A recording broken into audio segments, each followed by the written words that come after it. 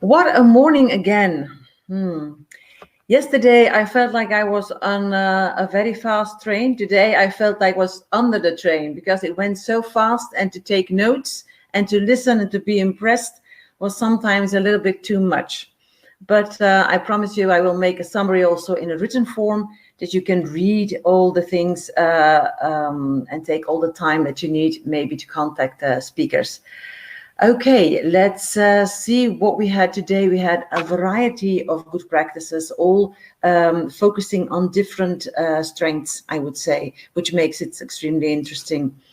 We started in Norway, in Molde, with Protomoor, which is an incubator that has, let's say, three major items, three major topics. First of all, they are an innovation lab, which is their main activity, we can say. So they go from idea to prototype to testing, both for startups and for existing companies. It's also a makerspace where technology finds its place, virtual reality, augmented reality. They all have their place in this Protomoor. The reason for this is that they want to facilitate, make it easier for companies and startups to experiment. They give the facilities for that. And they also provide courses. A third element is the incubation and co-working space itself. And then they have a new lab, which is still under construction. Now, what is so special about Protomoor? The fact is they are unique because they are not industry specific. So they are open, they're widely open to all types of industry. Innovation and business development methodology both have their place within their philosophy. They have three pillars on which they build their activities: digitalization, sustainability, and the business model. Now, the startup incubator, they deliver services. They deliver also the, let's say, the beginning for networking, the contact point, the meeting point for all the companies where they can build up their network. They deliver courses. They also provide funding in certain cases and a digital platform. 110 different cases are already on this platform. So this is, let's say, the first line helpline that they offer. The second thing they offer is the Kickstart. Kickstart is not so much for the startups, but it is an acceleration program for existing companies. Here the focus lies with innovation methodology, business models.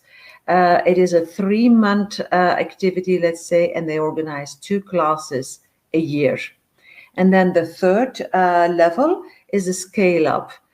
So for established companies that are looking for new markets, Protomoor is also supporting and boosting them.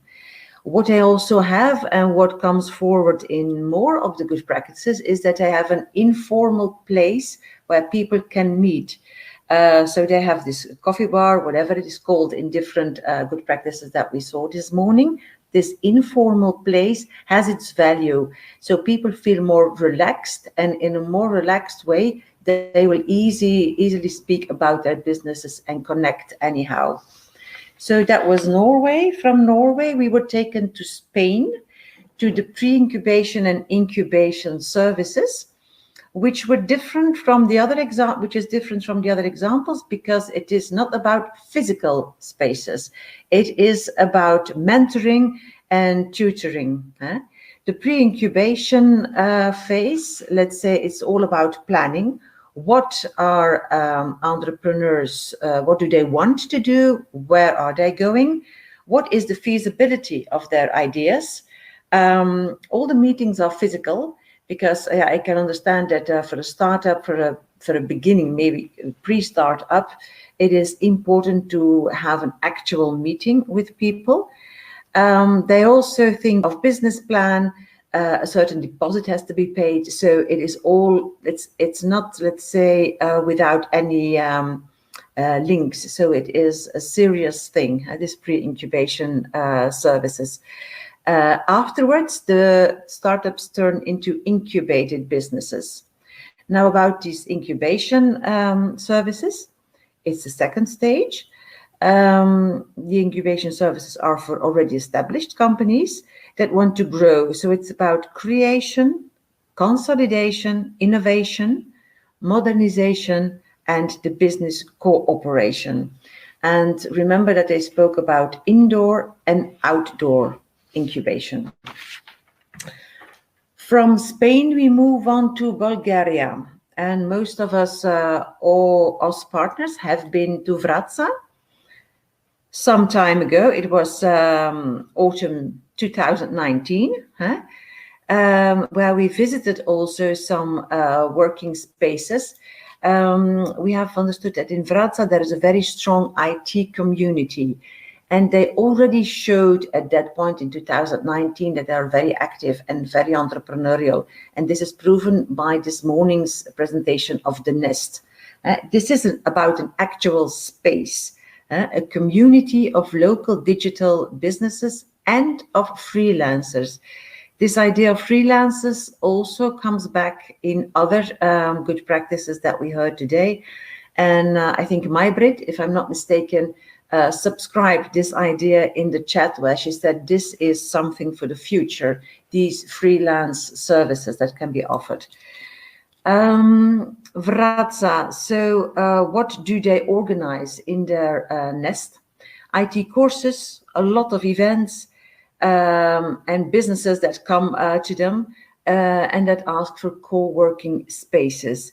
So what they do actually is that they are building with all their services kind of an ecosystem that businesses feel attracted to. So they will get more and more interest and actual involvement of small businesses that will help each other in this ecosystem. The actual space is also supported by the municipality of Vratsa. Then we got a presentation by Julia from the UK about the current trends in business incubation. And Julia was talking so fast, so I hope I can give some impressions of her very interesting speech. She started by saying that in the UK, during and post-COVID, they have noticed a growth of the number of startups. This, I must say, is the same in Bulgaria, the same in Slovenia, and also in Belgium. At the end now, or let's say at the start of this post-COVID period, she says the UK economy is growing very fast. We in Belgium see the same thing. It is very strange, but so many companies closed. These people got reoriented and so many new businesses are starting. So it's not a very bad period at all. Now, typical startups, she said, in the post-COVID period are not necessarily looking for premises. So if they have the incubator spaces, they can work there, let's say in the co-working spaces. There are different types of incubators. It's about mentoring, about co-working, about all the other services that we also heard in the other examples. She said, for instance, in Aldershot, since the COVID, they feel more and more people are asking for working places, actual working spaces.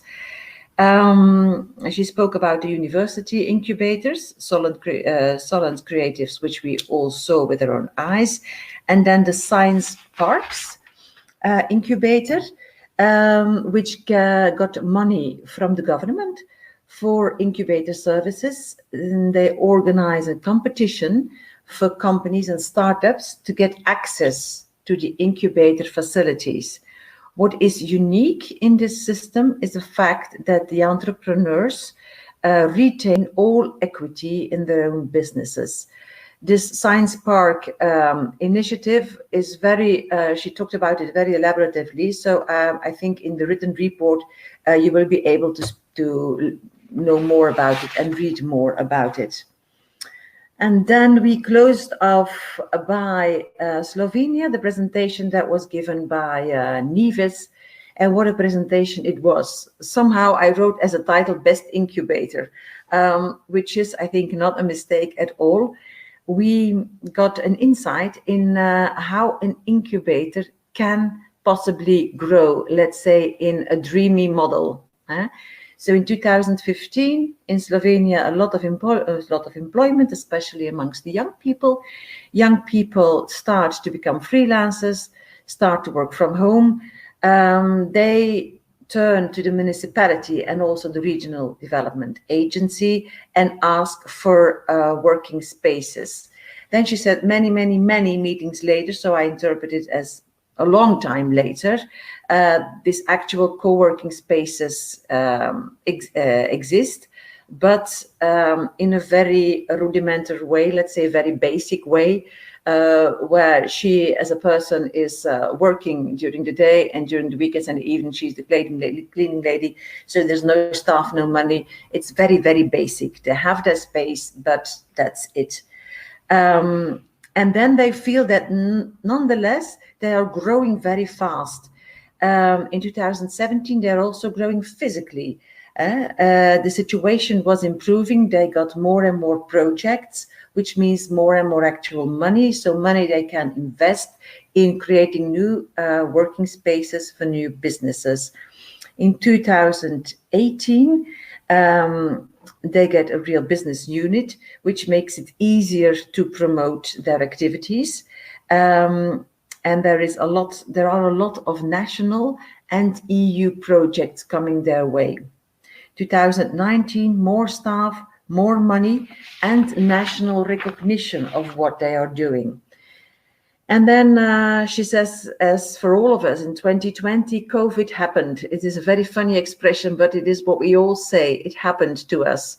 And they had to close their doors in the sense that they had to work remotely. They all had to work from home. But this doesn't mean that they all went to sleep, because in 2020 they participated in a call for a project for funding, and they got it also for a building. And this building is now being created, will be ready, I understand, end 21 or beginning 22, being boosted also by local elections, which happen, as we all know. This is a super ultra modern building, which I hope we can go and visit physically, maybe still within the OSS project. And then she says in 2021, today, they are working on 10 projects that are actually running. So if you look back to 2015, where you have these youngsters that are out of a job and are starting to freelance and to search for a way to get a living, and now in this short period of 6 years' time, they have 10 projects on which they are working with so many people, offering so much co-working spaces to young companies. Fantastic. Well, this, I think, is what we heard today. I am super impressed, and from what I read in the chat, the other colleagues are as well. Thank you all so much for your good practices of today. And I still want to thank again also the Polish colleagues of yesterday. All the presentations that we saw in these 2 morning sessions, they are creating a huge framework of what is possible in the world of incubator services. Thank you very much.